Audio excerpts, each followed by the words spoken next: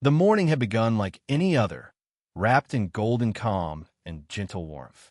Nathan Moore adjusted his wire-rimmed glasses as he sipped his coffee at the dining table, flipping through blueprints for a new eco-friendly office park he was designing. His wife, Elise, moved with a serene rhythm in the kitchen, humming a soft tune as she prepared scrambled eggs and toast for their two children, Lily, 8, and Max, 5. Their home, nestled on Willow Bend Street in a suburban Arizona neighborhood, stood as a picture of contentment. The lawn was neatly trimmed, the flower beds overflowing with daisies and petunias. To passers-by, the Moores looked like a family living the American dream, secure, loving, and comfortably middle class. But looks could be deceiving. Beneath Elise's calm eyes lay a past she rarely discussed. Once a highly decorated Green Beret sniper, Elise had walked away from combat after meeting Nathan and deciding to build a peaceful life. She had traded her fatigues for flour-dusted aprons, her rifle for bedtime stories. But instincts, especially those sharpened by war, never really faded. That morning, something felt different. The sunlight that poured through their windows painted warm beams on the hardwood floors. Lily chased Max around the living room with a toy airplane, both of them giggling uncontrollably. Even the birds outside seemed to be singing more enthusiastically. Elise glanced out the kitchen window just as a sleek black sedan pulled into their driveway. Two men stepped out. Both wore dark suits, too formal for a weekend morning in suburbia. Nathan looked up from his coffee, eyebrows raised. Elise gave a barely perceptible nod. "I'll get it," he said, standing and heading for the front door. "Good morning," said the taller of the two men, extending a hand. "Are you Mr. Nathan Moore?" "Yes," Nathan replied, cautious but polite. "My name is Gregory Vaughn, and this is my associate, Mr. Fielding. We're with the Homeowners Association, representing the Willow Bend Preservation Council." Elise, hearing the term HOA, quietly stepped to the doorway. Her instincts twitched. Gregory continued, "We've received formal complaints about your property.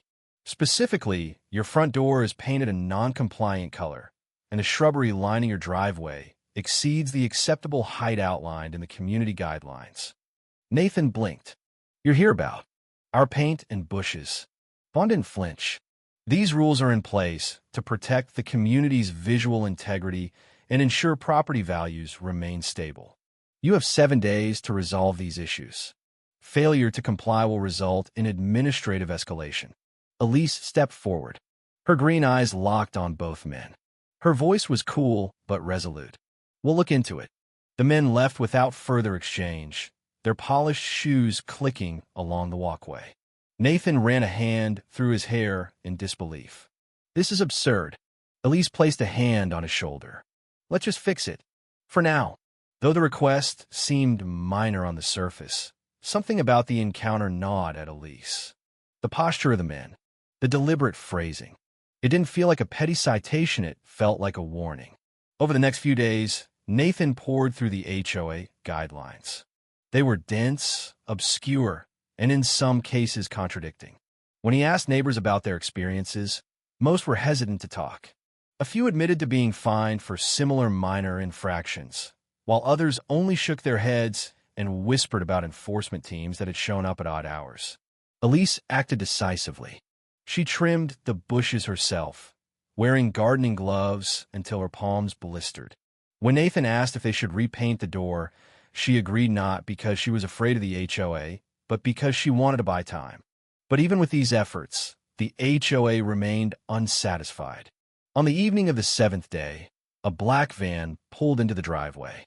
3 men stepped out, wearing tactical-style uniforms with arm patches that read Compliance Unit.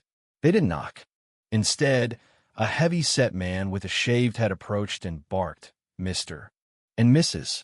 Moore, you failed to meet required standards. By order of the HOA, this property is now under emergency reclamation." Nathan opened the door, eyes wide. "Excuse me. You've been served. Now stand aside," the man ordered. Elise appeared beside her husband. She wore jeans and a plain t-shirt, but something about her posture made the men hesitate. "Turn around. Leave now," she said softly. The lead man smirked. Or what? No answer. Elise's body subtly shifted to block the hallway where Lily and Max now peeked out. The air changed. One of the enforcers took a step forward. Elise moved like lightning, sidestepping, grabbing his wrist and flipping him cleanly onto the hardwood floor. The man groaned. The others froze. The lead enforcer snarled and gestured for them to surround her. "You picked the wrong house," Elise murmured. In less than a minute, Elise disarmed another assailant and shoved him into the front closet. The third hesitated, clearly unsure. "Get her!" the leader shouted. Elise moved with poise and clarity. She used every object within reach: a lamp, a chair, even a bag of flour from the pantry to create barriers and distractions. With each second, she bought more time for Nathan to usher the kids into the basement. In the quiet that followed, she locked the front door, reinforced it with furniture, and placed tripwires along entry points. Outside, the HOA enforcers regrouped. One muttered, "She's a damn ghost." "She's not a ghost," said another. "She's trained." In a home that had become her fortress, Elise activated one final plan. She retrieved leftover fireworks from a 4th of July celebration, rigging them to trigger with a pull of string. Nathan called from the basement. "Do we call the police?" "Not yet," she answered. "Let them show their true colors." When the fireworks erupted, chaos followed. Lights flashed through the windows. The enforcers dove for cover. Cameras from neighbors' phones began capturing everything. Online, videos went viral. The once quiet neighborhood was alight with speculation. An elderly neighbor named Mrs.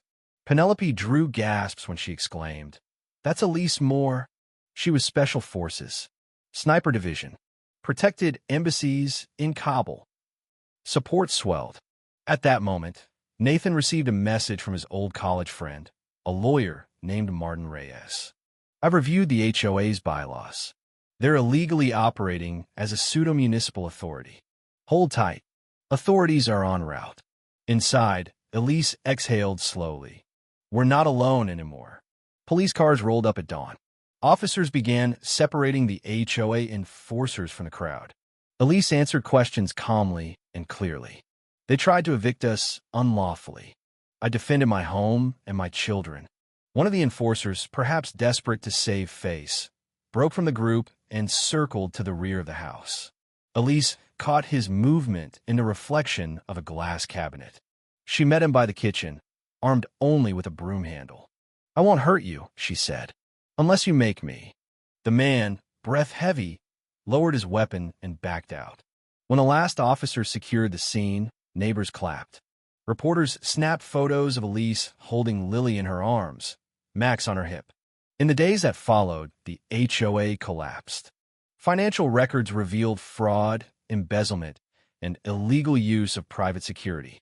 Elise's story hit national media. Veterans saluted her. Civic groups invited her to speak. But Elise declined most interviews. Nathan understood. "You didn't do this for glory." She nodded. "I did it because no one else would." The family decided to move.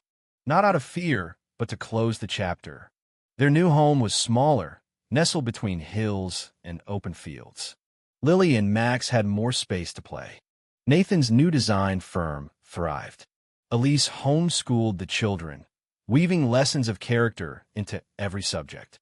One night, Max asked her, "Mom, were you really a hero?" Elise smiled. "I'm your mom. That's all I ever want to be."